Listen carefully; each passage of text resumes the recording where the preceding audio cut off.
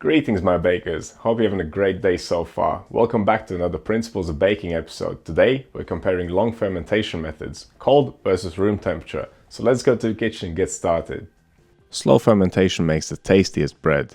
But which slow fermentation method is best? Cold fermentation or room temperature fermentation? They both have advantages and disadvantages. Let's find out which one produces the best result. We'll make two breads, both containing the same ingredients: white bread flour, whole wheat bread flour, salt, yeast and water. The one on the left will be bulk fermented for 12 hours in the fridge. The one on the right will be bulk fermented for 12 hours at room temperature. And that will be 5 degrees Celsius or 41 degrees Fahrenheit for the fridge, and 20 degrees Celsius or 68 degrees Fahrenheit for the room temperature. The only difference when it comes to ingredients is the amount of yeast used in each recipe. In baker's percentage terms, that'll be 1% for the cold fermented dough and only 0.1% for the room temperature fermented dough. And this is where we can start comparing the practicality of these methods. Most scales have a very hard time weighing such small amounts. I'm looking for 0.3 grams of yeast, but the scale still says 0.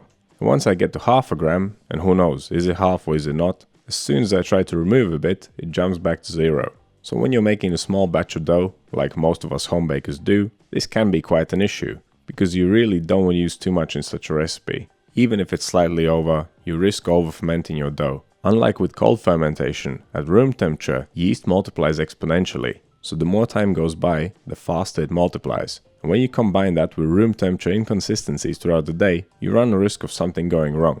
Fermenting your dough at room temperature for a long time can be more unpredictable, and of course less practical, as you can see. I have wasted about 2 minutes trying to weigh this yeast out, and I'm still not sure if it's correct or not. Temperature control is the second crucial thing. Right now my kitchen is at around 21 degrees Celsius. During the night it will drop down to 20 or so, which is 68 degrees Fahrenheit. These are no-knead recipes that we're making, so I'm using slightly warmer water this time. I'm looking for a final dough temperature of around 25 degrees Celsius or 77 degrees Fahrenheit. As ever, this is not a recipe video, it's a comparison video, so I'm not going to talk you through the steps here too much. But here's a quick rundown. Both breads are being made with the no-knead method. I'll mix the two doughs, I'll pop the left one in the fridge for half an hour, I'll leave the right one at room temperature for half an hour. I'll take the left one out of the refrigerator and give it a fold, and at the same time, I'll give the room temperature fermented dough a fold too. Folding replaces kneading in a no-knead recipe, and it equalizes the temperature of the dough. After the fold, they will both be left to ferment for 12 hours, one at room temperature, the other one in the fridge. On the next day, they will get pre-shaped and then left to rest for 30 minutes. Then we'll do the final shaping and the final proof, followed by baking, and then we'll compare them. We'll see if they look different, if they taste different and smell different, and whether they have a different texture. Of course, the only way that you can tell which one is best is by trying this test out for yourself. All I can do is give you my opinion. Okay, back to the methods. If your dough is too warm after mixing and you're fermenting it at room temperature for 12 hours, it will over-ferment.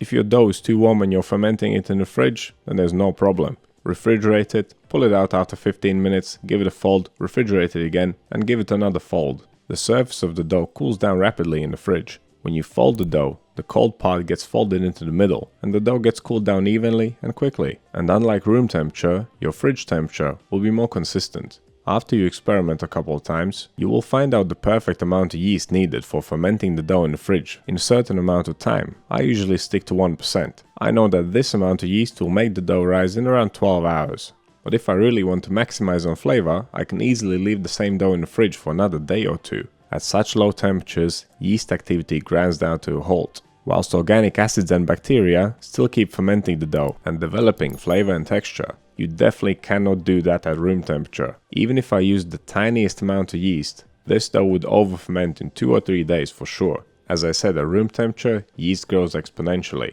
whilst in the fridge, everything happens at a much slower pace. You can find a cold fermentation test video in the Principles Baking playlist. I made 4 cold fermented doughs. One was fermented for 2 days, another one for 5 days, another one for 7 days, and the last one for 2 weeks. Even the 2-week fermented one made a pretty good bread. Also in that video, I go much deeper in the science of fermentation, so you should definitely watch it for context. But back to the practical applications here. Bulk fermentation was done, now we pre-shaped them, left them to rest for 30 minutes, and now we'll do the final shaping. This is where cold fermented dough gets another point in my opinion. A cold fermented dough is always easier to handle, it's less sticky. First, purely because of the fact that it's cold, and when it's cold it's stiff. but secondly, because the cold fermented dough is more acidic. Acidity has a tightening effect on the gluten. Of course, that also means that the bread may not gain as much volume, but at the same time, that allows us to add more water to the dough. We can increase the hydration while still getting the same volume. And of course, the more hydrated your bread, the longer it will take to stale. And I would say that those are all advantages. Okay, it's final proofing time. And here's where you'll notice quite a difference in fermentation rate. The cold fermented dough rose up much faster. For one, that's because it contains much more yeast than the other one. But secondly, it's because fermentation accelerates when you take the dough out of the fridge. As it was sitting in the cold, the yeast was inactive, but the enzymes and acids in the dough still kept producing sugars. So basically, when we pull the dough out of the fridge, it warms up and the yeast wakes up, and it's surrounded by loads of food, and it just starts munching through it and fermenting faster and faster. It took an extra 45 minutes for the room temperature fermented loaf to be ready for the oven, and by that time the cold fermented one was baked already. And that could be another point for cold fermentation. It can be quicker in some cases. Obviously, I'm quite heavily leaning towards cold fermentation here, because all the advantages are on that method's side. But of course, in the end, it's all about the bread that these methods make. Just because a method is easier and more practical doesn't mean it's better. In fact, quite often, easier methods produce worse results. And here we have our two loaves. They're still in the same order. On the left, cold fermented, on the right, room temperature fermented. The color of the crust is pretty much identical, but clearly the room temperature fermented loaf has gained more volume. That's what I explained earlier. The cold fermented dough is tighter, more acidic. It does not puff up as much as it bakes. This can easily be adjusted by using more water. When I squeeze and press them, they feel pretty much identical. The one on the right is just slightly softer. Again, that can be fixed with more water in the cold fermented one.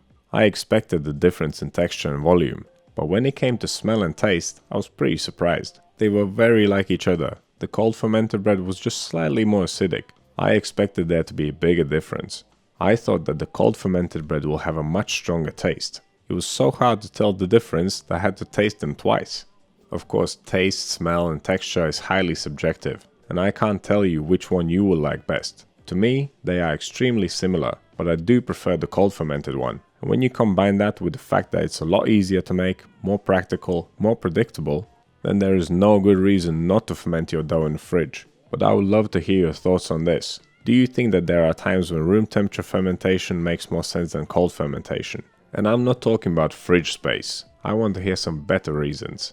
I know that I will be sticking to cold bulk fermentation. And of course cold proofing sometimes. So what do you think of these methods? Which one's your favorite and why? Let me know down in the comments. If you want to see more videos like this one, click over here. Subscribe to the channel, click right here. That's all I have for you today. Thank you so much for watching, and I'll see you in the next one.